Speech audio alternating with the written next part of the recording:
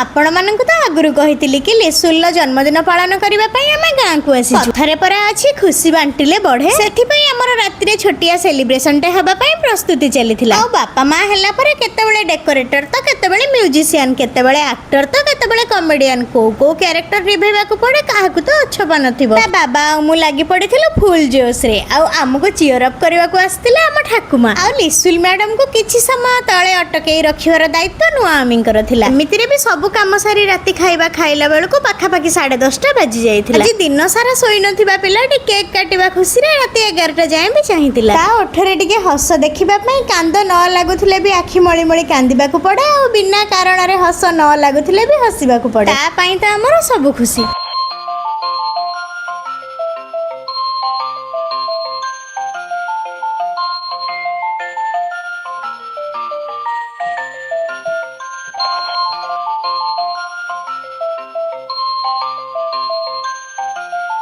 एईटा तो थिला पूर्व रातिर छोटिया सेलिब्रेशन आज आहुरी केते जण स्पेशल लोक आसी देखिबा को जम्मा भी भूलिबेनी।